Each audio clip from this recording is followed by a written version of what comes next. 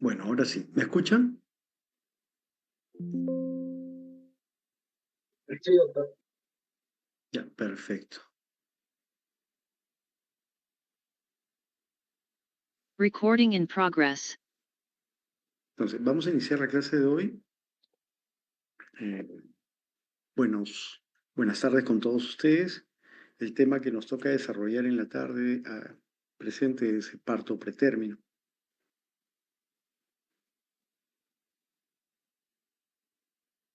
Los objetivos de esta sesión es definir de qué se trata el parto pretérmino, como también otros conceptos como amenaza de parto pretérmino. ¿Cuáles son los factores de riesgo, predicción y prevención, evaluación de las pacientes que estén pasando por trabajo de parto pretérmino, así como el manejo, que incluye la tocólisis, maduración pulmonar y la vía del parto?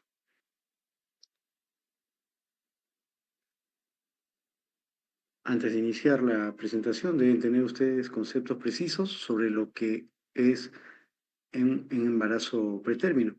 Se considera embarazo pretérmino a aquellos que no llegan a las 37 semanas, ¿no? Vale decir, según la literatura, algunos consideran el punto de inicio a partir de las 20 y otros a partir de las 22 semanas, pero hasta antes de las 37 semanas, ¿no? Es un embarazo que dura 259 días. También conceptos que ustedes deben manejar, que es un embarazo a término, ¿no? El embarazo a término va desde las 37 semanas cumplidas hasta antes de las 42 semanas. Y el postérmino, que es a partir de las 42 semanas en adelante. Hay varias divisiones en cuanto a lo que significa el embarazo o el trabajo de parto pretérmino o embarazo pretérmino. Una de ellas tomadas de la COG, que divide a los embarazos pretérminos como pretérminos tardíos, ¿no? Aquellos considerados entre las 34, a partir de las 34 y las 36 semanas con 6 días. La CDC reconoce, aparte de esta definición, y agrega otra, ¿no? A los que son a los fetos que están por debajo de las 34 semanas y los reconoce como pretérminos tempranos. La OMS, desde el 2018, considera a los embarazos pretérminos de la siguiente manera, ¿no? A los menos de 28 semanas como extremadamente prematuros, los de 28 y menos de 32 semanas como muy prematuros, y a los que están por encima o a partir de las 32 semanas y antes de las 37 como moderados o tardíos.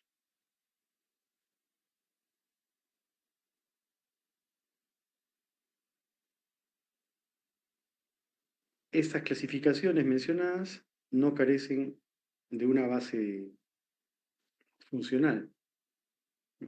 Simplemente es un concepto tal cual adoptado por la edad gestacional y sin considerar lo que significa un embarazo prematuro. Un embarazo prematuro es aquel embarazo que no ha desarrollado completamente algún órgano o sistema. Pueden ir de la mano, ¿no? Un embarazo pretérmino con la prematurez. Pero, por ejemplo, se considera que los fetos ya adquieren cierta madurez para sobrevivir fuera del útero a partir de las 34 semanas. Aquellos bebitos que, por ejemplo, se encuentran por debajo de este punto de corte de 34 semanas, pueden ser afectados por un síndrome de dificultad respiratoria, ¿no? Dado su inmadurez en el desarrollo pulmonar. Esto puede ocurrir también en embarazos después de las 34 semanas, si es correcto, pero en menor proporción. Incluso embarazos a términos pueden tener un síndrome de dificultad respiratoria. También se menciona la definición en cuanto al peso para los recién nacidos pretérminos. Un peso al nacer bajo de 1500 a 2500, un muy bajo peso al nacer entre los 1000 y menos de 1500, y un extremadamente bajo para aquellos fetos cuyo peso al nacer esté por debajo de 1000 gramos. Acá ustedes ven una gráfica donde está ilustrado de forma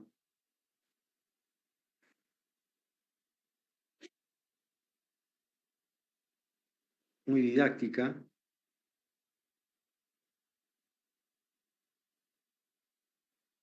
lo que es un embarazo a término, ¿no? A término, perdón, pretérmino. Desde las 20 o 22 semanas, según las literaturas que revisen, hay incluso publicaciones recientes de instituciones que se dedican a la reproducción, que consideran incluso, mencionan ellos, que para hacer pretérmino debe ser por encima de las 24 semanas y no a partir de las 20 o 22. Pero la mayoría de sus textos considera pues 20 a 22 semanas como punto de corte para el inicio del embarazo pretérmino, ¿no? Antes de ello se considera aborto hasta las 36 semanas con 6 días. Es lo que constituye el embarazo pretérmino. Y este pretérmino a su vez se divide pues, como lo hemos mencionado, en tardío, de las 34 a 36 con 6 días, y prematuridad extrema, lo que hemos visto, muy prematuro o prematuro, pretérmino temprano, ¿no? Se agrega otro concepto que es el de un embarazo periviable. Un embarazo periviable es aquel donde la posibilidad de sobrevida de ese fetito está muy disminuida, pero es parte de las definiciones o de los conceptos que ustedes deberían manejar.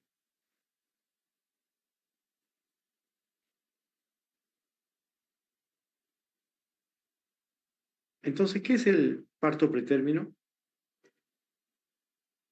Es el parto que ocurre después de las 20 o 22 semanas y antes de las 37 semanas cumplidas. La COG define como trabajo de parto prematuro a la presencia de contracciones regulares acompañadas por cambios en la dilatación o en el borramiento del cuello, o ambas, ¿no? Puede ser en la dilatación y borramiento o simplemente en la dilatación o borramiento del cuello.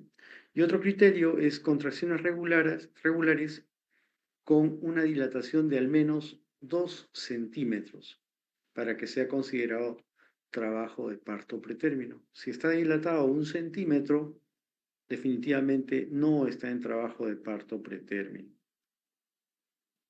¿Y qué es la amenaza de parto pretérmino?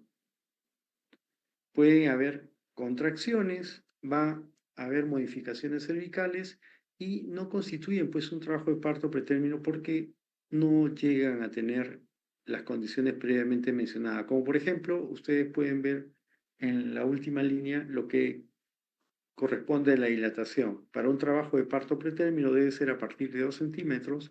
En una amenaza de parto pretérmino, la dilatación es menor.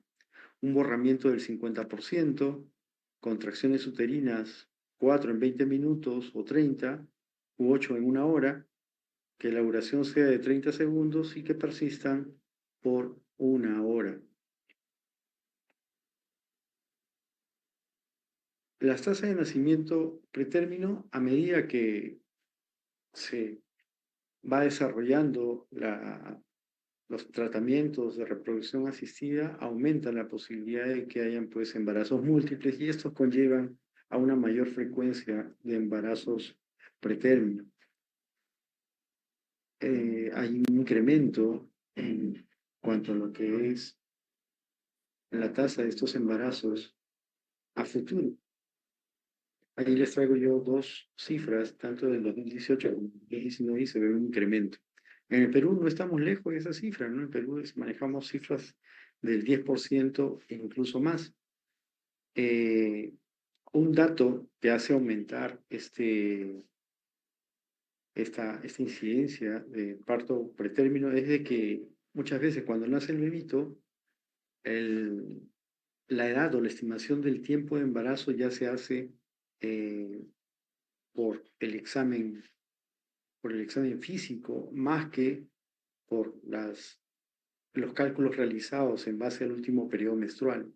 Pueden salir fetitos datados por examen físico de menor tiempo. Eh, la data internacional, incluso nacional, no considera a los que sean solamente pretérminos espontáneos, sino considera también aquellos pretérminos que por alguna patología obstétrica se haya tenido que terminar su embarazo pues antes de término. También se hace referencia que las mujeres de raza negra son las que están mayormente afectadas por ese tipo de patología. Hay menor incidencia en Europa. Nosotros somos quizás uno de los países en Latinoamérica con una alta tasa de pretérminos. Y no se toma en cuenta recuerden ustedes que los partos pretérminos o un parto, o la definición de parto es la salida de un feto. Si una persona o una mujer tiene un parto múltiple, ya sea dos bebitos, tres, se están hablando de dos partos, tres partos en el caso de trillizos, ¿no? Y eso sesga la tasa reportada. El problema del pretérmino es lo que hemos hablado hace un momento, ¿no? El problema es la prematuridad, ¿no? La prematuridad, el poco desarrollo de los órganos de este bebito para poder librar su lucha fuera del vientre materno. Y justamente la prematuridad es una de las principales causas de morbimortalidad neonatal. 70% de las muertes neonatales, 75% de la morbilidad severa. Eh, Causa morbilidad a largo plazo del tipo principalmente neurológico. Los costos sanitarios son elevados porque estos bebitos por lo general requieren unos ambientes adecuados, como son las unidades de cuidados neonatales, las UCI neonatales, intensivos neonatales, que con ventiladores mecánicos apropiados para el feto y personal que debe estar, según estándares, uno por cada bebito, máximo dos. O sea, encarece la atención de los embarazos pretérmino y son los principales responsables de un internamiento prolongado, ¿no? Estos bebitos requieren hospitalizaciones, no hablamos de días ni semanas, sino inclusive meses, ¿no? Eh, en esta tabla ustedes pueden ver, pues, del total de nacidos vivos, pretérminos en el año 2018 y lo que es la mortalidad de los infantes muertos. Y ustedes pueden observar, ¿no?, que menores de 34 semanas hay una cantidad importante de fetos fallecidos, ¿no? Los otros menor de 37, 14.000. Pero de esto lo más importante es lo que menciona en cuanto a tasa, ¿no? La tasa de mortalidad infantil en menores de 28 semanas es 186 veces mayor que la tasa de los recién nacidos entre las 37 y 41 semanas. Hablando de tasas. Acá, en esto de menos de 34, están incluidos también los de 28, ¿no? Es muy importante el Apgar en estos bebitos, ¿no? Un Apgar bajo, una depresión moderada severa en estos recién nacidos marcan muchas veces el resultado, ¿no? Se menciona la relación de que un garbajo en estos 5 a 10 minutos están asociados mucho con la mortalidad neonatal de los pretérminos. Y de los recién nacidos pretérminos que sobreviven van a tener ciertas morbilidades tanto a corto como a largo plazo, ¿no? Debido a eso, a la inmadurez o a la prematuridad en la cual nacieron. Ustedes pueden ver ahí algunos problemas que tienen en sistemas pulmonares, renales, tanto a corto plazo como a largo plazo, ¿no? Llama la atención a nivel pulmonar, por ejemplo, a corto plazo, síndrome de distrés respiratorio, displasia broncopulmonar, apnea del prematuro, lo que puede llevar a problemas a largo plazo, como el asma, o a nivel del sistema nervioso central, una hemorragia intraventricular, hidrocéfalos puede producir a futuro bebitos con problemas de parálisis cerebral o retardo en el desarrollo neurológico. O a nivel oftalmológico, la retinopatía del prematuro que se va a corto plazo puede llevar a ceguera, estrabismo, etc. En el corazón hay la persistencia del ductus arterioso, hipertensión pulmonar, que pueden llevar a la hipertensión en la edad adulta, hipertensión pulmonar, problemas renales, que puede llevar a hipertensión en los adultos, y endocrinológicamente, un manejo inadecuado de los niveles de glucosa que podría llevar a una resistencia de la insulina y, por qué no, diabetes. El peso es un punto de corte muy importante en los recién nacidos pretérminos, ¿no? Se menciona que un peso al nacer mayor de 1.000 gramos en las recién nacidas mujeres por encima de las 28 semanas y en los hombres mayores de 30 semanas está asociado a una supervivencia del 95%. Hace un momento les mencioné sobre los embarazos periviables y a eso se debe nuevos conceptos que han aparecido y obviamente al avance de la tecnología para poder ofrecerle ciertas oportunidades a estos fetos de que puedan lograr la viabilidad. Es que algunos colegas ya no manejan los términos de aborto relacionados a lo que es el peso menor de 500 gramos, ¿no? Por el peso se clasifican como nacidos vivos y se le da la oportunidad de equipo con el manejo, con equipos de punta o tecnología de punta de que puedan sobrevivir. En la literatura, ustedes tienen en su Williams, considera el umbral de viabilidad entre las 20 y 25 semanas con 6 días. Eso considera su texto considera esa. En la práctica, lo que se da, el punto de corte que se toma es por debajo de 24 semanas del embarazo periviable. Si toman ustedes el punto de corte de aborto de 20, sería entre las 20 y 23 semanas con 6 días. Si ustedes si toman el punto de corte o la definición de aborto de 22 semanas, sería a partir de esta hasta las 23 semanas con 6 días. Pero esta es la que menciona en su texto y justamente la mayor complicación de estos embarazos que periviables son infecciones, sepsis y lesión neurológica.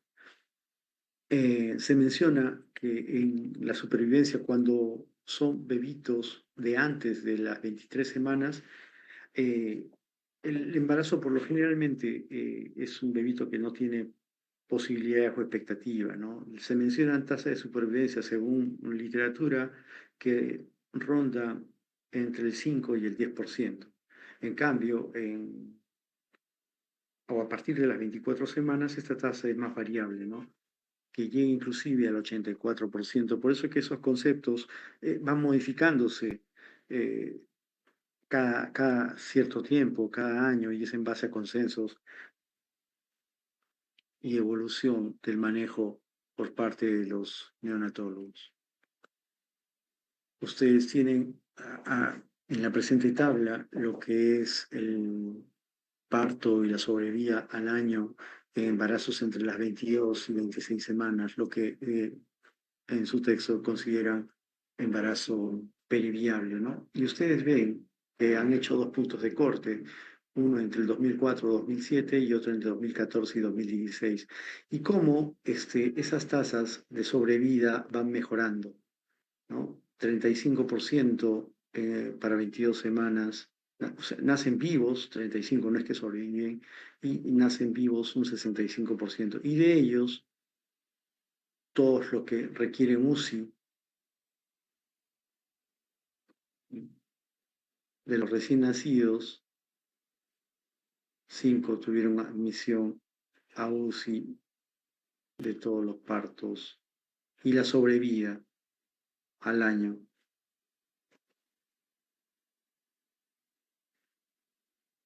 Y ven cómo ustedes, en la siguiente, a medida que pasa el tiempo, la sobrevida es mayor. 5.2%. Y así va incrementándose a través del tiempo en las diferentes edades gestacionales, ¿no? Si ustedes observan un feto a partir de las 24 semanas, que son los conceptos que se manejan, la sobrevida pues es mayor.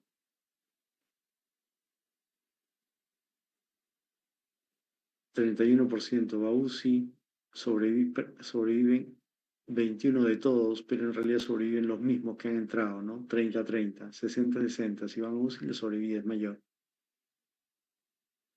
La posibilidad de muerte ha disminuido, 29, y en las 24 semanas como que no hay un cambio.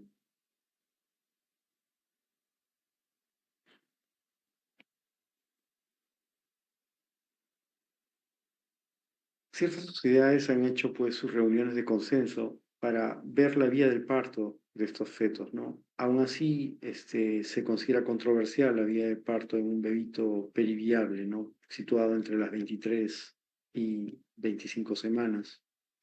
La atención de estos embarazos debe estar siempre centralizada en la paciente, ¿no? Debe ser individualizada según los problemas o patologías adicionales que trae. Recordar que el 20% de mujeres que ha tenido un parto pretérmino en este tiempo puede tener una morbilidad grave durante el parto. Y esa morbilidad se puede incrementar si la vía del parto que se escoge es la vía abdominal. Lo que debe ofrecerse a estas pacientes, y no solamente a ellas, sino a todas, es una atención multidisciplinaria, ¿no? Profesional, ginecobstetra, neonatólogos, presencia de psiquiatra, un apoyo psicológico, incluso apoyo religioso. En cuanto al pretérmino tardío, que ya lo hemos mencionado, que es a partir de las 34 semanas, el 80% de estos se debe a un parto y que inicia de forma espontánea, ¿no? Sin ninguna causa aparente, o en menor proporción debido a rotura prematura de membranas. El 20% de estos pretérminos tardíos se debe a una causa o una complicación obstétrica que el manejo es terminar el embarazo. Las tasas de morbilidad son obviamente mayores a medida que la edad gestacional es menor, ¿no? Si lo comparamos con embarazos a término, un parto acaecido a las 34 semanas va a tener mayor morbilidad que uno ocurrido a las 37, 38 semanas. La principalidad, mortalidad neonatal o los resultados adversos están en cuanto ligadas a lo que es el desarrollo neurológico. En esta torta ustedes pueden ver los que son pretérminos tardíos, que es el grueso de partos pretérminos con un 73%. De ahí, casi a la par, los pretérminos tempranos y el pretérmino extremo está alrededor del 6.5%.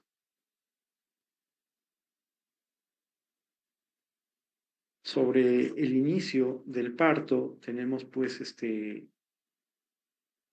a la cabeza la labor espontánea, ¿no? Con membranas intactas. Después viene la segunda causa, es la rotura prematura de membranas.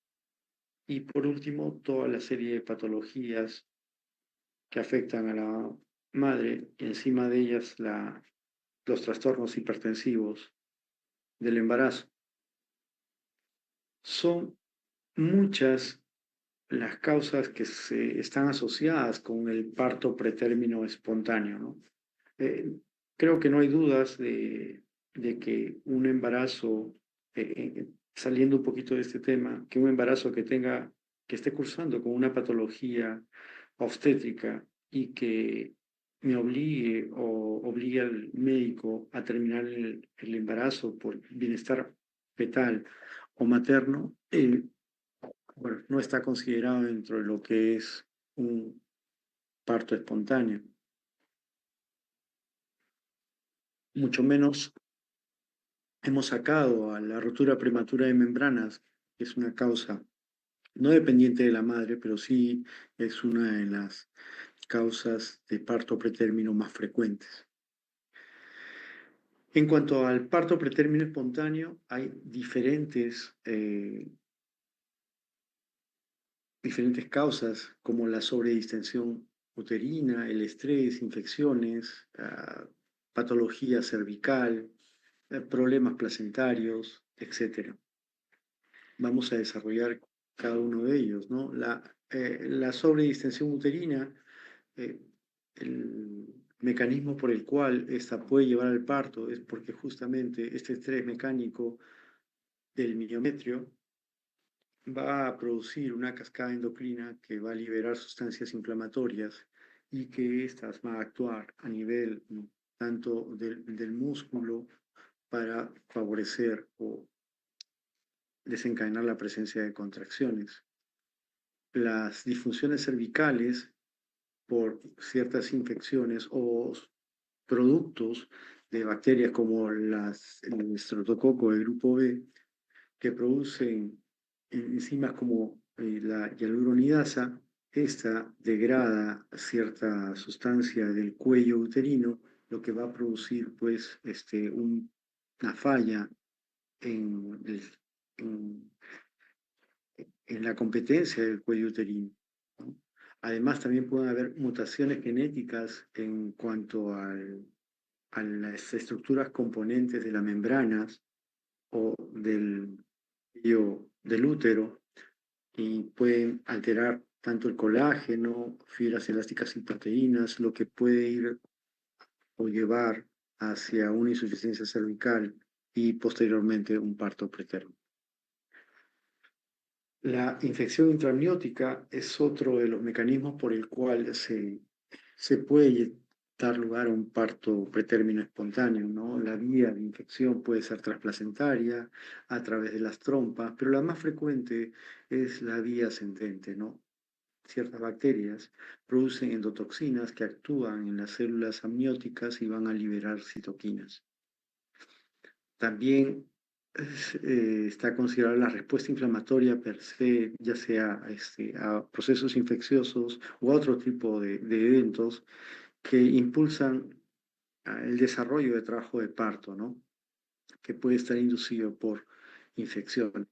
La presencia de lipopolisacáridos y otras toxinas bacterianas que son reconocidos por receptores como los receptores tipo pH, ¿no? Los tool-like receptors. La activación de estos receptores induce una cascada de interleuquina 8, interleuquina 1 beta. Estas citoquinas son producidas por las células inmunitarias, muchas de ellas los leucocitos, ¿no? Que están ubicados en el cuello uterino, la adhesiva, o membranas inclusive del propio feto. Esta producción de interleuquina B1, ¿no?, inducida por los lipopolisacáridos, va a aumentar la síntesis de otras interleuquinas, la 6 y la 8 y el factor de necrosis tumoral. Va a haber proliferación, activación y migración de leucocitos. ya hay modificaciones en las proteínas de la matriz extracelular, así como efectos mitogénicos y citotóxicos, como fiebre y respuestas de fase aguda, ¿no? Tanto el miometrio como la decidua y el amnios va a producir este tipo de eventos, ¿no? Donde la interleuquina 1 beta va a activar, por así decirlo, las prostaglandinas y estas van a inducir la maduración del cuello y la pérdida de la inactividad miometral. O sea, quiere decir que esa pasividad del miometrio o ese estado de solamente mantener el tono se pierde y este va a comenzar a contraerse. Están las metaloproteinasas, que también son inducidas por las citoquinas inflamatorias. Estas descomponen el colágeno de las membranas, ¿no? Hacen que éstas se despeguen o también las fibras elásticas y alteran la estructura tanto del cuello uterino como de las membranas ovulares que les mencioné. El origen de las citoquinas en el parto pretérmino menciona que están en la decidua materna y el miometrio. ¿Quiénes producen las citoquinas? Los leucocitos. Y estas citoquinas que son secretadas, o sea, que se encuentran en el líquido amniótico, son secretadas por fagocitos mononucleares o neutrófilos activados, y algunos otros que son reclutados y llevados hacia el líquido amniótico. La cantidad de esta interleuquina 1 beta en el líquido amniótico depende de la cantidad o el número de leucocitos reclutados y del estado o actividad que tengan estos, ¿no? También se ha mencionado que la microbiota o el microbioma vaginal es importante en la génesis de parto pretérmino. Se ha demostrado que eh, el microbioma pues, es muy diferente en una mujer embarazada de una no embarazada. Y lo que se ha encontrado, por ejemplo, en mujeres que han tenido parto pretérmino es la presencia de Gardnerella vaginalis y Uroplasma oligicum en una mayor cantidad, ¿no? Esta evidencia es sólida, ¿no? Porque muchas mujeres que vienen con infecciones vaginales, si no son tratadas de manera temprana, a futuro pueden tener o estar asociadas con lo que es una rotura prematura de membranas o un parto pretérmino espontáneo, sin necesidad de que estas membranas se rompan. También es muy importante el efecto beneficioso de los lactobacilos, sobre todo del lactobacillus crispatus, en mantener, ¿no? la, la adecuada homeostasis del ecosistema, del microecosistema vaginal. En cuanto a lo que es rotura prematura de membranas, pretérmino se define como aquella rotura que ocurre pues antes de las 37 semanas, ¿no? En la misma, se tomaría la misma definición para lo que es parto pretérmino, cualquier rotura de membranas a partir de las 20 o 22 semanas hasta antes de las 37 semanas se considera rotura prematura de parto o rotura prematura de membranas pretérmino. Si, por ejemplo, se rompen las membranas en un embarazo de 18 semanas, no estamos hablando de una rotura prematura de membranas, estamos hablando de un aborto inevitable, ¿no? Es muy importante tener los conceptos para poder definir ante qué evento estamos. Entonces, el problema de que se rompan las membranas tiene varias causas, que es un resumen de las causas que vamos a desarrollar más adelante.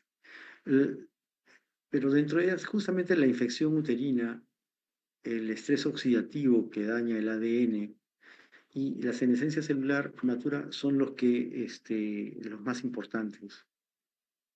Hay factores de riesgo asociados que son los mismos que los embarazos a término, ¿no? Como nivel socioeconómico bajo, el IMC bajo, tabaquismo, deficiencias nutricionales. Una mujer que tiene una rotura prematura de membranas pretérmino puede tener recurrencia de lo mismo en un siguiente embarazo. Y por lo general, en un tercio de los casos, siempre se aíslan bacterias en el líquido amniótico.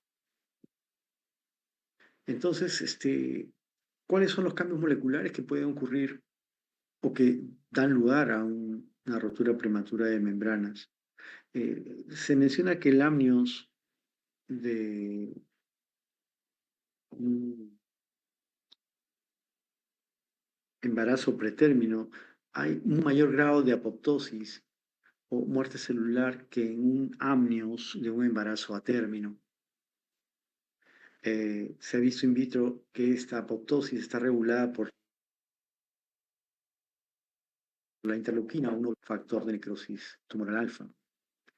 El estrés oxidativo que va a producir un daño a nivel de ADN, la senescencia prematura y una posterior inflamación y proteólisis que van a llevar a desencadenar la rotura de membranas. Esta rotura de membranas aumenta la actividad de la trombina que va a liberar metaloproteasas y la síntesis de prostaglandinas. Y aumenta esta síntesis. El factor de necrosis tumoral alfa puede producir liberación de la fibronectina fetal por las células epiteliales del amnios y esta fibronectina fetal se une a los receptores tipo PAG4 en las células mesenquimales del amnios para activar justamente una cascada que va a producir el aumento de la prostaglandina E2 y mayor actividad de la matriz de metaloproteasas. Esto va a producir un aumento elevado de prostaglandinas que va a producir a su vez la maduración cervical. Recuerdan ustedes que nosotros usamos misoprostol para madurar el cuello para el parto. Justamente eh, es uno de los componentes, no el misoprostol, pero sí las prostaglandinas naturales en cuanto a la génesis, ¿no? A madurar el cuello y posteriormente a tener contracciones uterinas en la génesis de lo que es el parto pretérmino y con membranas rotas o sin ellas, ¿no? Pero las concentraciones de estas metaloproteasas, de esta matriz de metaloproteasas que está en aumento, van a descomponer el colágeno, que es un constituyente importante de las membranas fetales, y va a llevar a la ruptura de las mismas. El estrés materno-fetal es otra de lo que se postula como causa de parto pretérmino, o lo que puede condicionar, ¿no? El estrés materno-fetal se define como una condición que perturba tanto el funcionamiento psicológico como biológico normal. Hay otros tipos de estrés, como el psicosocial, que es en forma de discriminación, y estos estrés o estos problemas van a generar malos resultados en la salud, ¿no? Y, y dicen o mencionan en la literatura que estos malos resultados pueden incluir a lo que es un parto pretérmino. Incluso la coacción psicológica, eh, ya sea un estrés infantil, depresión o estrés postraumático, o mujeres afectadas por violencia familiar en casa, eh, pueden activar potencialmente un mecanismo en el cual se activa cierto eje endocrino placentario suprarrenal y esto puede llevar a un parto pretérmino, ¿no? La senescencia celular prematura, ya lo hemos mencionado, como parte de un desencadenante, de un proceso inflamatorio que me puede llevar al parto prematuro o rotura de membranas, ¿no? Acá lo mencionan como que esa senescencia celular prematura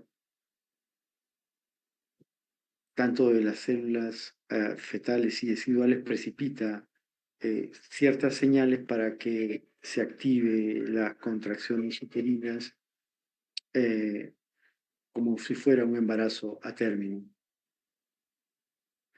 El que la paciente tenga el antecedente de parto pretérmino previo también es un factor de riesgo para que éste se repita en los subsiguientes embarazos, ¿no? Hay un riesgo recurrente en las mujeres que han tenido un parto pretérmino previo, ¿no? De 3 veces más. Se dice que más del 1/3 de las mujeres con 2 partos pretérmino han tenido un tercer parto, que el 70% de los nacimientos recurrentes ocurren dentro de las 2 semanas posteriores a la edad gestacional de su parto pretérmino anterior. Inclusive las causas del parto pretérmino también recurren. Afortunadamente la recurrencia solo representa el 10% del total de los partos pretérminos, ¿sí? Quiere decir que puede haber mujeres que, que han tenido o dentro de todos los partos pretérminos, un 90% no tienen el antecedente de haber tenido parto pretérmino.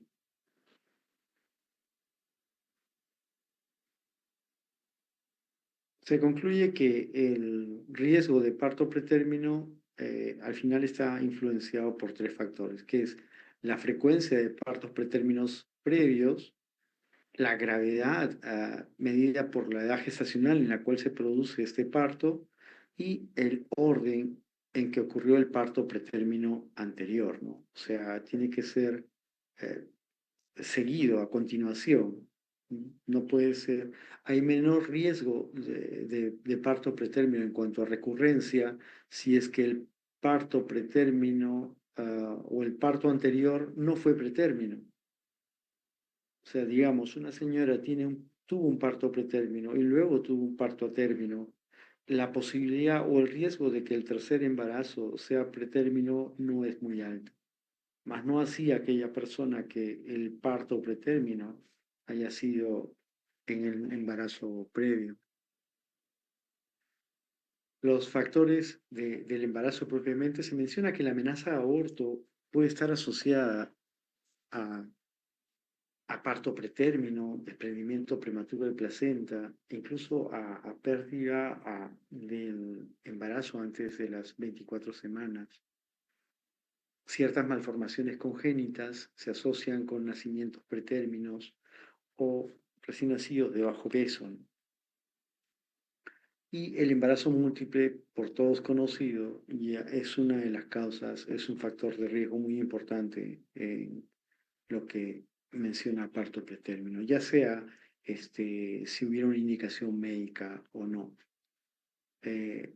Los estilos de vida como peso, la pobreza, estatura, deficiencias nutricionales, consumo de tabaco, tienen un factor importante y repercuten en la génesis de los partos pretérminos. En cuanto al trabajo y actividad física, el trabajo podría estar relacionado a un riesgo de parto pretérmino, pero no cualquier trabajo, no el trabajo que realiza una persona normal, en un trabajo estable, un arquitecto, una ingeniera, a menos que ese trabajo sea un trabajo arduo, que demande horas intensas de trabajo y trabajo forzoso, incluso haciendo turnos seguidos por las noches, ese trabajo sí puede afectar y desencadenar en un parto pretérmino. El ejercicio, muy por el contrario, el realizar actividad física o ejercicio, obviamente lo que el cuerpo tolere, disminuye el riesgo de lo que es un parto pretérmino. Hay ciertos factores genéticos asociados a lo que es parto pretérmino. Se reconocen familias que han tenido recurrencia de partos pretérminos y ellas se han asociado a algunos genes como los mencionados en la diapositiva, ¿no? El EDF1 hasta el AGTR2. La enfermedad periodontal, dentro de ellos la gingivitis, ah, que es una inflamación crónica de las encías, está asociada con el parto pretérmino. Se hicieron trabajos anteriormente en cuanto a la posibilidad de que estos problemas sean condicionantes de parto pretérmino. Eh, el último trabajo que se ha hecho fue tratar médicamente justamente a las pacientes que tenían enfermedad periodontal, pero no se vio una marcada diferencia entre la disminución de los pacientes que cursaron con parto pretérmino entre aquellas que no se trató su problema, ¿no? No disminuyó marcadamente. El periodo intragenésico corto sí es importante, ¿no? ¿A qué se considera un periodo intragenésico corto? Aquel periodo que es menor de un año. Se les aconseja a las pacientes de que prolonguen la concepción del segundo hijo, del siguiente, ¿no? Generalmente más de un año o 2 años. La infección es uno de los principales factores de riesgo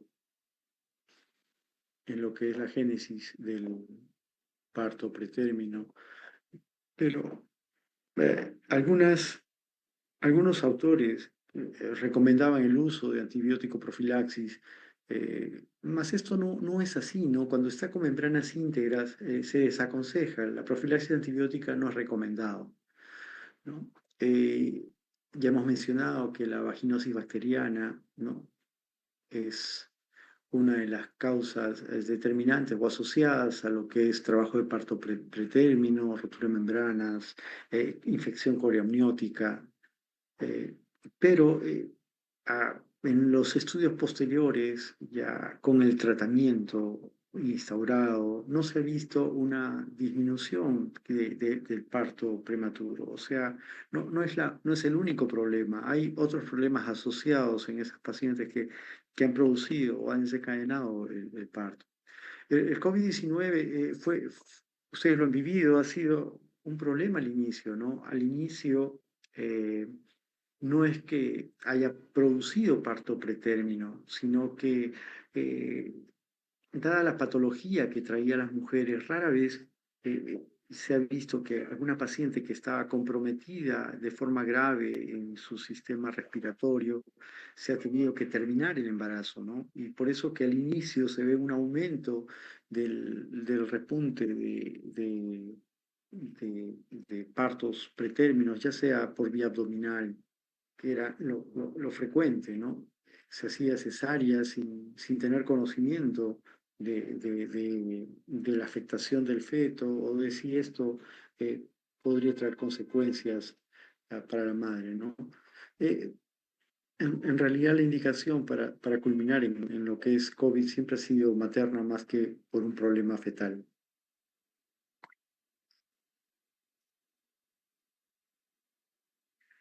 En esta tabla ustedes pueden ver, ¿no?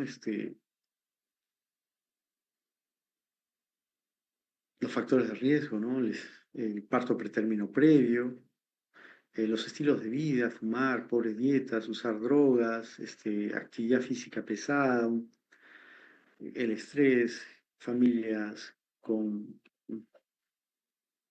historia de o parto pretérmino recurrente, genético, las infecciones, y intervalo corto.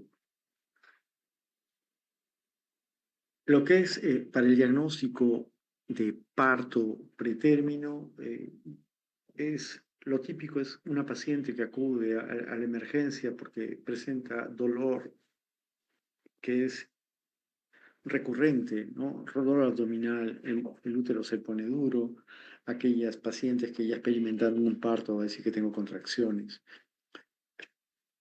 Eh, Al examen clínico va a haber cambios cervicales, puede haber dilatación, tiene que haber dilatación. La dilatación por lo general es de 2 a más centímetros. Hay que tener presente la evaluación de pacientes que no están en trabajo parto de la longitud del cuello, ¿no? por la posibilidad de que encontremos un cervix corto por ecografía. Cuando se hace esto, es la que importa es la que se hace más allá de las 16 semanas, y un cervix corto es aquel que mide menos de 2,5 centímetros y está relacionado a parto pretérmino en las semanas subsiguientes.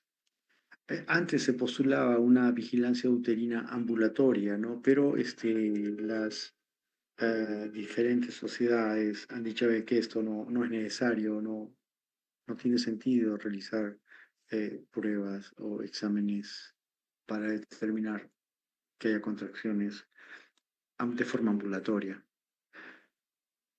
En la ecografía, cuando se mide el cuello, se pueden obtener estas 4 situaciones, estas 4 imágenes, ¿no? Ustedes ven, la primera es un cuello normal, estas son las membranas ovulares y este es el cuello. Se ve una imagen en T, como menciona, orificio interno y orificio externo. Cuando ya hay insuficiencia de orificio cervical, el orificio interno comienza a abrirse y da la imagen primero en Y, ¿no? Se ha separado el orificio interno y por la presión comienza a abrirse el canal cervical. Esto es conocido como funneling. Se va perdiendo la continencia o la capacidad del cuello por la presión del, del feto, líquido, etcétera, a través, ¿no? Y ustedes ven, ¿no? Da después una imagen en B, todavía hay cierta anuencia o resistencia del cuello, y posteriormente ya se vence la resistencia y podrían protruir las membranas ovulares, ¿no? Eso se ve en el caso de una insuficiencia de orificio cervical, donde no hay contracciones, simplemente es un defecto por problemas que hemos desarrollado, problemas inflamatorios que pueden afectar la, la conformación del cuello.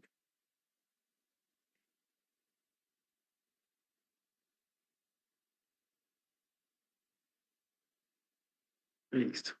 En esta figura, ustedes pueden observar el riesgo y lo que es la longitud cervical en milímetros y los problemas que puede traer una paciente para presentar algún tipo de patología y cómo se incrementa el riesgo en ello. Por ejemplo, si vemos en la línea negra, solamente la longitud cervical si yo tengo un cuello que mide 10 milímetros, el riesgo estaría por acá, tiene un 20% de riesgo, ¿sí? Y ese riesgo, si mientras más pequeño sea el cuello, en 5 milímetros, pues ya aumentó un 30% de que haya un parto pretérmino. Ahora, si solamente veo el antecedente del parto prematuro previo, tenemos que el antecedente de parto prematuro previo, sí, me va a causar, más la longitud del cuello, un aumento en cuanto a lo que es la posibilidad o riesgo de parto pretérmino, ¿no? Antecedente de parto prematuro y un cuellito que mide 10 me lleva un 40% de posibilidad. Prácticamente se ha duplicado. Y si vemos en la ecografía una embudización, ya tiene el antecedente embudización y la longitud del cuello, si vamos sumando, es mayor.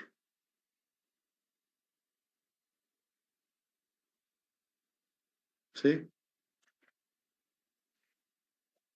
Ven ustedes acá, conformación de embudo, más el antecedente de parto prematuro, mucho mayor la longitud, el, la posibilidad de parto pretérmino, si consideramos esos datos o hallazgos en la ecografía y los relacionamos con la longitud del cuello. Hay marcadores eh, que se usan para predecir la posibilidad de un parto pretérmino.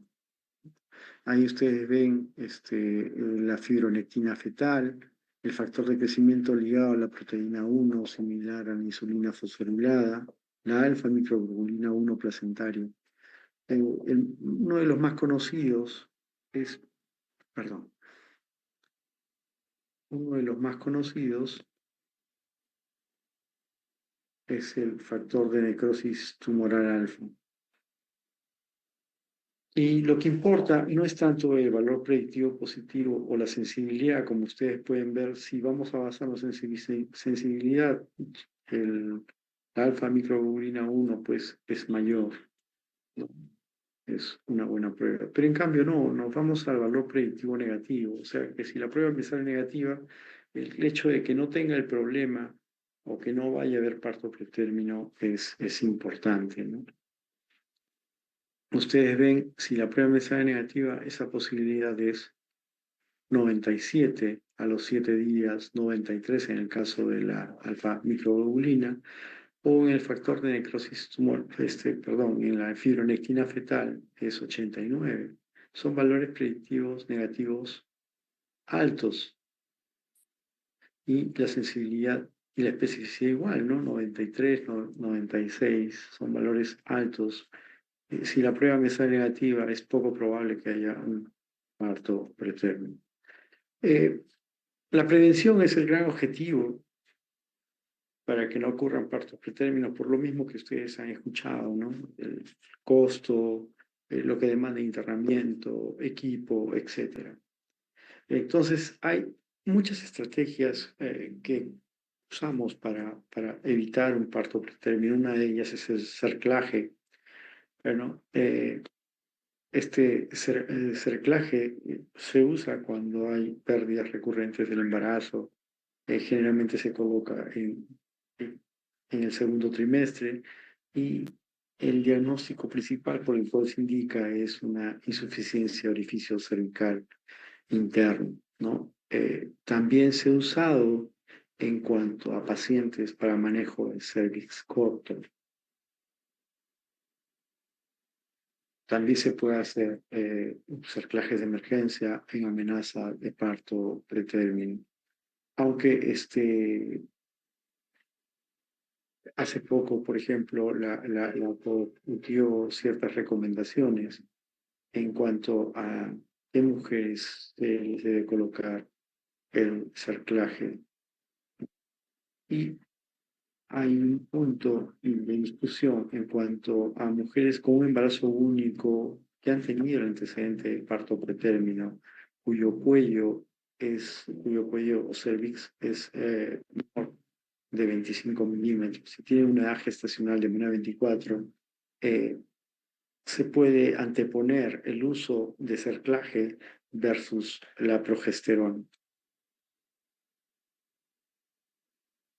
Este es una figura donde ustedes pueden ver que en la mayoría de estudios se encontró que hay una disminución, ¿no?, del parto pretérmino, a veces no significativa, pero sí mejora los resultados el colocar el cerclaje cuando estamos ante una paciente con el antecedente de parto pretérmino y una longitud cervical menor de 25 milímetros. La progesterona es otro medicamento que nosotros usamos para evitar lo que es el parto pretérmino. El concepto se basa en los humanos durante el embarazo tienen niveles de progesterona elevados, ¿no? Hay una abstinencia en cuanto a la función de progesterona debido a que los receptores de estos en el embarazo se encuentran inactivos o la actividad es disminuida. Entonces, por concepto se considera que dar progesterona puede prevenir el parto futuro. Y una de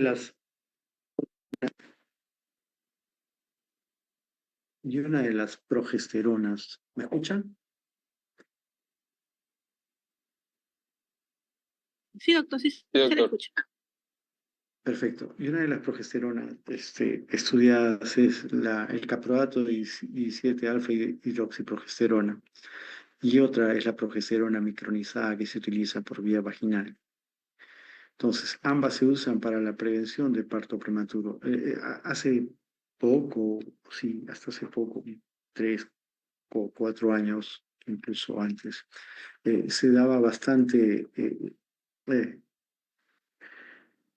propaganda para el uso del caproato 17 alfa hidroxiprogesterona.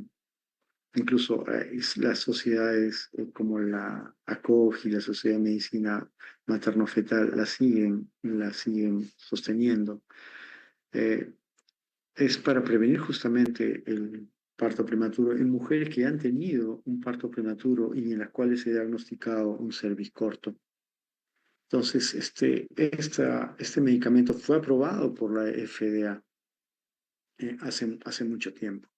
Y en los estudios iniciales, como pues, en ese estudio New Network Trial, vieron que en cuanto a la recurrencia del parto pretérmino disminuyó en comparación al placebo, 36 versus 55. Y en aquellas que tenían mayor de 2 partos pretérminos previos, también disminuyó 28 frente a 41 del placebo. La dosis, ¿no?, que se calculó fue una dosis empírica de 250 miligramos administrados intramuscularmente. La marca que comercializaba o cómo se comercializaba el medicamento era Makena y era un medicamento caro. En contra tenía que ese metabolismo del medicamento, de cómo funcionaba, era desconocido. Estaba usando el sistema enzimático CYP3A y que se veía afectado si hubiera problemas de disfunción a nivel hepático, ¿no? Entonces, que tenía una vía media prolongada y el medicamento atravesaba la barrera placentaria. Se hicieron trabajos posteriores para ver si este medicamento era tan bueno como mencionaba el estudio inicial y salió el estudio Prolonged Trial. Y ese estudio lo que encontró que este medicamento que era promocionado y aún usado por ciertas instituciones carece de eficacia para prevenir lo que es el parto pretérmino recurrente, ¿no? Incluso en las publicaciones posteriores que menciono, respaldan aún su uso. En Europa ya no lo usan, ya no se usa ese medicamento.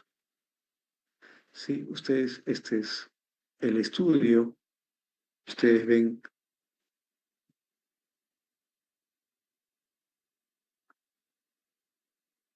pacientes que usan 17 hidroxiprogesterona de aprobato versus el placebo.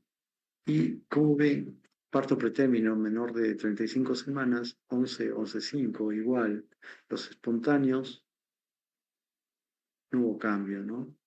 Menor de 37 semanas, estamos hablando de pretérminos tardíos. Ujú.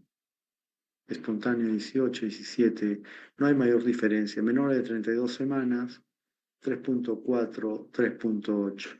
Incluso en la morbimortalidad tampoco, no disminuyó. Muertes, distrés o displasia broncopulmonar, síndrome de estrés respiratorio, entrecolitis necrotizante.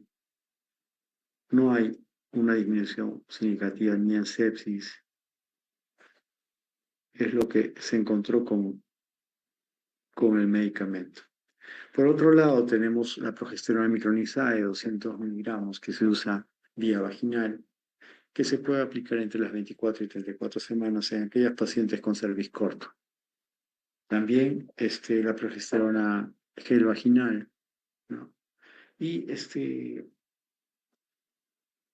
incluso se hicieron varias propuestas y la COGE en 2021 concluye que no es necesario hacer un cribado de la longitud cervical si es que no hay el antecedente de parto pretérmino previo. Es muy importante, ¿no? Si no hubo el antecedente, no hay necesidad de medirte el cuello. Más en aquellas que sí han tenido un parto pretérmino, pues es obligatorio. el estudio Optimum se hizo una pregunta, ¿no? La profilaxis con progesterona para prevenir el parto pretérmino mejora los resultados y se vio bueno, en aquellas pacientes de alto riesgo con un parto pretérmino antes de las 34 semanas, un cervix corto y con resultados positivos en fibronectina fetal, combinado a otros factores bioquímicos, vieron que no hay un menor riesgo ni resultados adversos neonatales para usar, o sea, es seguro usar la progesterona. Compuestos de progesterona, un estudio randomizado que se dan profilácticamente para prevenir parto pretérmino. Y acá hicieron en 3 estudios la comparación de los compuestos de progesterona y, y vieron cuál era el resultado de la progesterona versus el placebo. Y hay un estudio que usó 17 hidroxiprogesterona, otro la progesterona en gel y uno progesterona micronizada. Y ustedes pueden ver que la longitud del cervix usada, incluso, mire, se agarró mayor población en lo que es los estudios para 17 hidroxiprogesterona, considerando cuellos menores de 30 en progesterona micronizada menor de 15 y en el estudio de Hassan usaron longitud de cuello también corto, ¿no? O sea, hubieron cuellos normales en lo que es el estudio de 17 hidroxiprogesterona y aún así no se vio una diferencia en evitar partos en fetos menores de 37 semanas, no, 25 cuando se dio progesterona versus 24, incluso parece que aumentó la posibilidad de parto pretérmino. En cambio, en los otros estudios, tanto el de Fonseca del 2007 o el de Hassan, se ven ustedes que 19% de las pacientes que usaron progesterona versus un 34% del placebo, una diferencia marcada y significativa. En cuanto al gel, 9 versus 16. También se ha postulado a la aspirina como un medicamento ideal para la prevención de parto pretérmino, ¿no? Ustedes saben que usamos la aspirina para pacientes que tienen riesgo de preeclampsia o para disminuir este riesgo o la severidad del problema. Eh, Lo que postula o lo que mencionaron aquellos que proponían la aspirina es que al darse este medicamento podría estabilizar de cierta forma la membrana endotelial y evitar daños a futuros, porque justamente la lesión de esto debido a los procesos inflamatorios es lo que va a desencadenar el trabajo de parto. Entonces, podría de alguna manera reducir la tasa de nacimientos prematuros.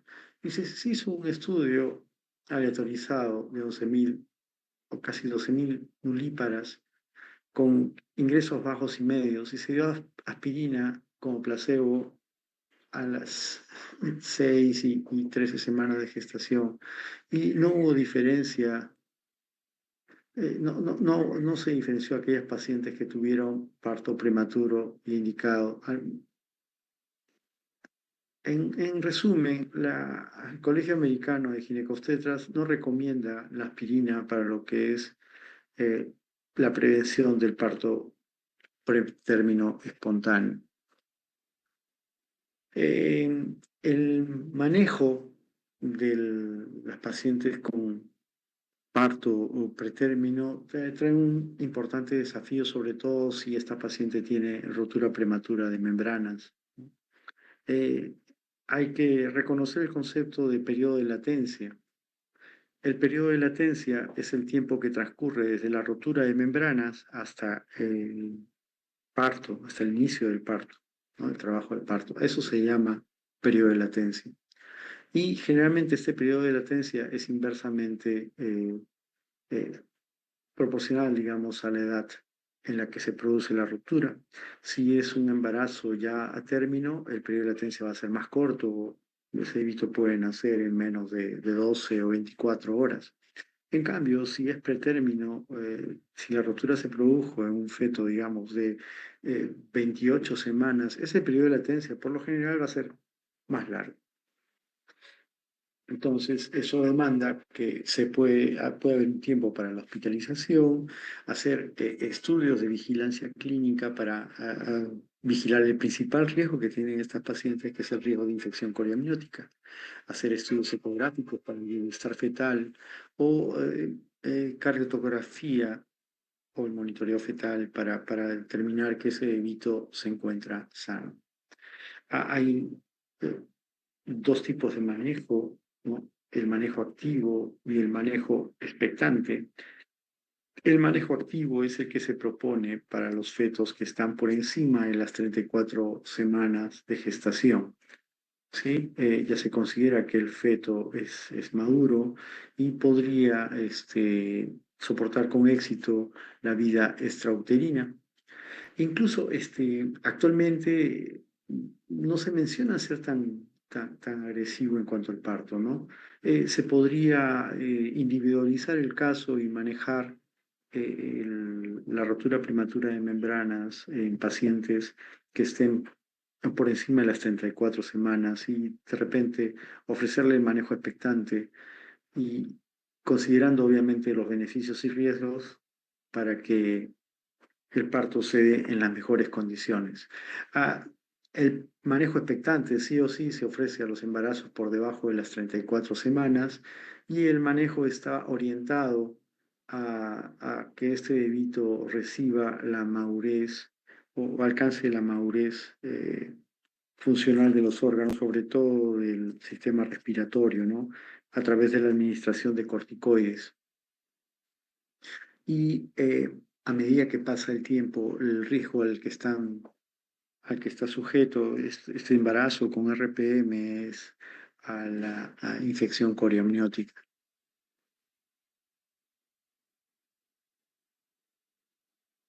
Ustedes se dirán, pero ese tiempo prolongado o ese periodo de latencia repercute en el feto, trae algún problema, es posible que ese feto tenga complicaciones a futuro.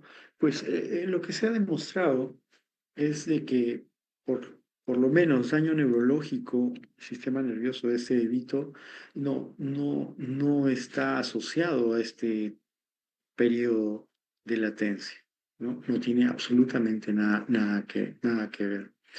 Y la posibilidad, el riesgo de infección se reduce con el uso de antibiótico profilaxis. Si la rotura de membrana ocurre pues en embarazos más tempranos o prematuros extremos, la posibilidad de que haya una hipoplasia pulmonar es mayor, ¿no? Se menciona que en los recién nacidos que sobreviven, aquellos recién nacidos antes de las 24 semanas pueden tener hipoplasia pulmonar un 30%. El, El manejo expectante de una paciente que tiene RPM, si se está relacionado con menor edad gestacional, por el tiempo que va a demorar entre llegar a una edad viable o de manejo adecuado por esa institución, puede traer como consecuencia ciertas deformidades en las extremidades, ¿no? Porque al no haber líquido, ese bebito se va a ver comprimido por el útero. En el Hospital San Bartolomé se maneja con éxito embarazos por encima de las 32 semanas. E incluso me atrevería a decir, dada la evolución que ha tenido la medicina, que la sobrevida es hasta de un 95% en embarazos de 28 semanas a más.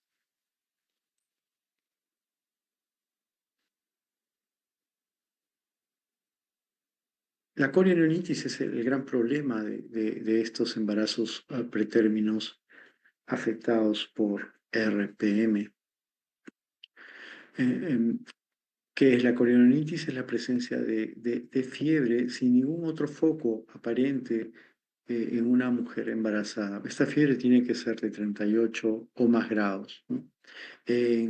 el 2015 el NICH sugirió cambiar un nombre a este problema y ponerle como nombre la triple I, que es infección e inflamación intraamniótica. Muchos han adoptado esas nuevas definiciones.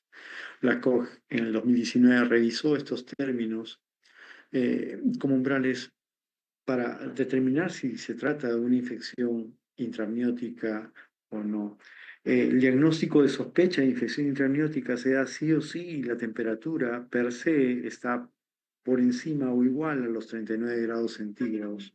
En aquellas pacientes que tienen menos de esta temperatura, pero están por encima de 38, y si se le suma un factor de riesgo como múltiples exámenes digitales, monitoreos internos uterinos, el líquido amniótico teñido de meconio, o de repente que tenga un cultivo con estreptococo de grupo B o ciertos agentes, podría hacerse el diagnóstico. Otro es que solamente se trate de una mujer que tiene fiebre, solo fiebre y no tiene factores de riesgo adicionales. Se considera eso como una fiebre materna aislada, ¿no? Solamente tiene la paciente en menos de 39 grados, por encima de 38, pero no tiene otra cosa que me haga apuntar a que haya la posibilidad de una infección con amniótica, ¿no? O sea, su hemograma salió normal, solo tiene una fiebre, no hay algo que me haga presumir. Este, cuando una paciente tiene pues colonitis hay mayor incidencia de sepsis, dificultad respiratoria, puede haber convulsiones, hemorragias intraventriculares, puede ir asociado con mayores tasas de parálisis cerebral. El, el antibiótico es muy importante para evitar que una paciente tenga algún problema. Sobre todo está destinado para evitar infecciones por el estreptococo de grupo B. El antibiótico, la profilaxis antibiótica no se usa para tratar o evitar corionitis. Hay medicamentos como los macrólidos que se ha visto que prolongan el periodo de latencia. Eh, ¿En qué beneficios ha encontrado en los estudios sobre la terapia antimicrobiana? Porque se ha visto porque muchas mujeres desarrollaron en menor proporción infección coriamniótica, menos recién nacidos sufrieron de sepsis neonatal y el uso de los antibióticos profilaxis prolongó el periodo de latencia más allá de los 7 días. Lo que no se ve afectado es la dificultad respiratoria ni las tasas de otros resultados neonatales.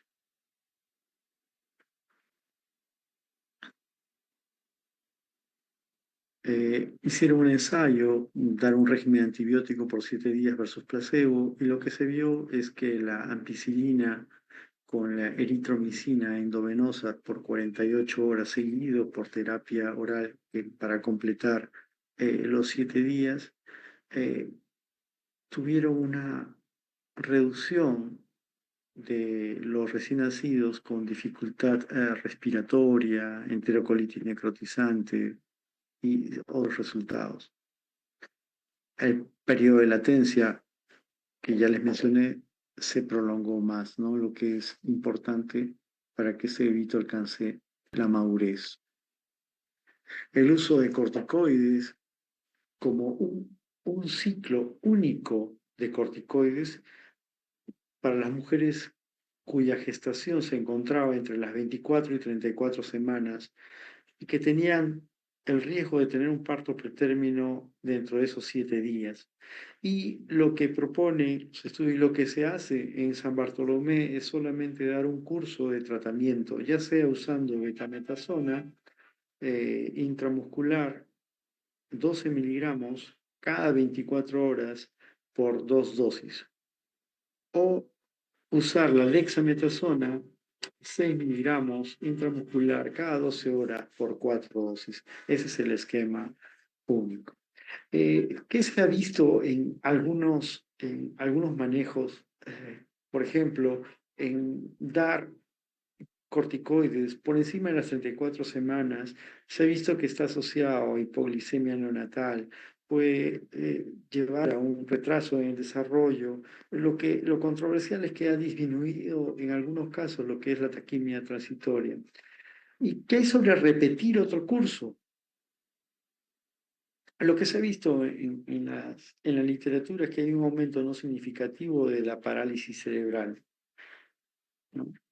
Usar una terapia de rescate cuando el riesgo de síndrome vital respiratorio es alto en embarazos menores de 34 semanas, algunos usaban un curso previo si es que la última dosis se recibió a más de 7 días.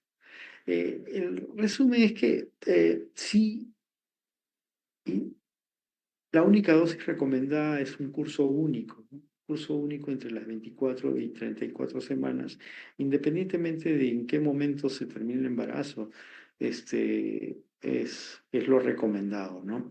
Hay una sugerencia de que en embarazos tan precoces como a 23 semanas, con el riesgo de parto prematuro, se podría dar un ciclo, pero es simplemente una recomendación que no tiene un grado de recomendación elevado, ¿no? ¿Cómo se maneja la ruptura prematura de membranas dependiendo de la edad gestacional, ¿no? Ya le hemos dicho manejo activo, manejo expectante. En el embarazo a término, pues siempre va a ser un manejo activo y el manejo es parto, ¿no? Se puede dar la profilaxis para el estreptococo del grupo B, que hemos mencionado que es la ampicilina. Ya no se da un macrólido, no tiene sentido dar un macrólido, pero sí en embarazos pretérminos menores de 34 semanas, en los pretérminos tempranos, sí se aconseja dar una terapia profiláctica de antibiótico doble, ¿no? Uno para el estreptococo grupo B y el otro es con la finalidad de prolongar el periodo de latencia. En las 34 o 36 semanas se podría considerar el parto, pero algunos dan la posibilidad de manejo expectante, un único curso de corticoides. En, en estas gestantes no está considerado. En 24 y 33 semanas con 6 días sí se debe dar un único curso de corticoides y no hay datos consólidos para recomendar una dosis de rescate o un curso de rescate.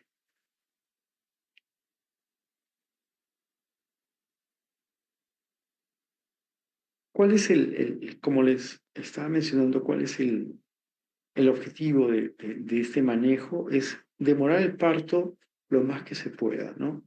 Si es posible que pase las 34 semanas en el caso de RPM, muy lejos de término. Eh, Se ha visto que en las amniocentesis realizadas, una de cada 10 mujeres puede tener una enfermedad intramniótica.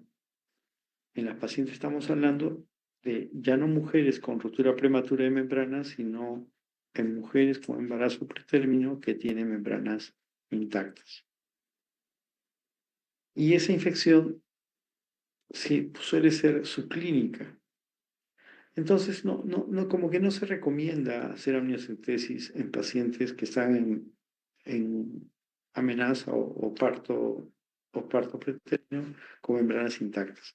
Los corticoides, como ya les he mencionado, y sí, no les mencioné en lo que es el parto o RPM pretérmino, porque son pacientes que en ese momento estamos haciendo un manejo lo más conservador posible para que su parto sea luego, posterior. No es que la paciente con RPM va a llegar con membranas rotas. Si llega con membranas rotas y ya está dilatado, pues no es RPM, estamos frente a un trabajo de parto pretérmino donde ha tenido una rotura de membranas. Me explico de la siguiente manera. La rotura prematura de membranas, su definición es que estas membranas están rotas, pero se considera rotura prematura de membranas si la rotura ocurrió 1 hora antes del inicio de trabajo de parto. Entonces, si es 1 hora antes del inicio del trabajo de parto, son pacientes que no tienen cambios cervicales, que no han tenido contracciones. A eso se llama rotura prematura de membranas. ¿Sí? En cambio, en esta situación de parto pretérmino, estamos hablando de fetos ya con membranas intactas que tienen, ¿no?, el riesgo de que su parto ya va a ocurrir en estas 24 horas. Entonces, en esa paciente se usa neuroprotección. ¿A partir de qué edad se puede colocar neuroprotección? A partir de las 24 semanas hasta las 31 semanas con 6 días, antes de las 32. ¿Sí? Y la neuroprotección se hace con sulfato de magnesio. Hay estudios, el estudio PIM, que recomendó la dosis de carga de 6 gramos y 2 gramos cada hora, ¿no? Se da por 12 horas, ¿no?, hasta que se dé el parto. Si no hay parto, pues se suspende, ¿no? Y nuevamente, si viene el problema o la amenaza inminente de parto, nuevamente se da, se instala el sulfato de magnesio y se debería iniciar otra dosis de carga si ya pasó más de 6 horas de haberse suspendido. Sí, que se ha visto, ¿eh?, en la literatura, que favorece a los bebitos que están eh, menos de 28 o 31 semanas, ¿no? Ustedes ven, sulfato de magnesio, 2.1 versus 6, en cuanto a la posibilidad de tener parálisis cerebral. Hay un porcentaje en aquellas gestaciones de 20 a 27 semanas donde el efecto no es tan alto, ¿no?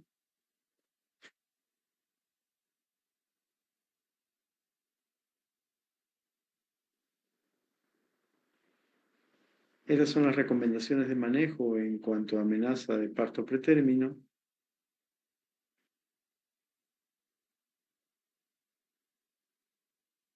Análisis para resucitación neonatal, cuando es menos de 22 semanas no se considera.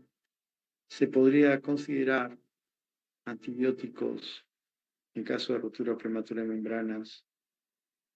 Recuerden que acá con menos de 22 estamos hablando de, si usamos la clasificación de abortos hasta antes de las 22, un aborto inevitable, si estamos con membranas rotas.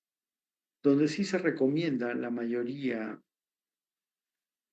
de medidas como corticoides, tocólisis, sulfato de magnesio para neuroprotección, antibiótico profilaxis para el estreptococo beta, o incluso la cesárea, dependiendo de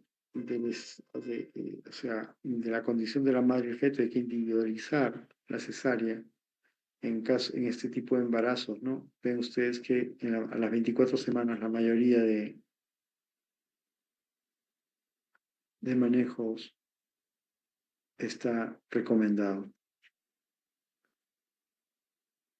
Entonces, ante un parto pretérmino con membranas intactas, no está recomendado el uso de tratamiento antibiótico. El reposo en cama no se recomienda. Tampoco hay evidencia de que los pesarios deban ser usados en pacientes con cervix corto. El cerclaje de emergencia está contraindicado en pacientes que tengan ya cambios cervicales establecidos del parto, o sea, que este parto ya vaya a seguir y no se vaya a detener, no detiene el parto. la idea de dar la tocólisis es de ganar tiempo dependiendo del lugar donde nos encontremos, ¿no? Si estamos en establecimiento de primer nivel o segundo nivel que no cuente con una UCI neonatal para el traslado, o la administración y que complete las dosis requeridas de se puede usar tocólisis como agonista de receptores beta-adrenérgicos, como la ripodrina. Sí, también se ha visto que algunas pacientes que el sulfato de magnesio puede ser tocolítico, pero conlleva problemas cuando su uso es prolongado. Los fetos podrían tener fractura de sus huesos debido al uso de un sulfato de magnesio por mucho tiempo. Inhibidores de las prostaglandinas como la indometacina, que hay que usarlo con cuidado. La literatura menciona que hay un margen de tiempo seguro que está entre las 24 y 48 horas. Hay algunas literaturas que mencionan 72 horas, pero mientras más corto sea el tiempo, menor es la posibilidad de causar problemas como disminución del líquido amniótico o un cierre prematuro del ducto arterioso. Los bloqueadores de canales de calcio, el nifedipino, es uno de los medicamentos más seguros para tocólisis. Viene en presentaciones 10 y 30 miligramos. Nosotros usamos 10 miligramos y usamos un esquema de una tabletita cada 20 minutos, un curso de 4 dosis y observamos cómo va las contracciones, cómo se, ¿no?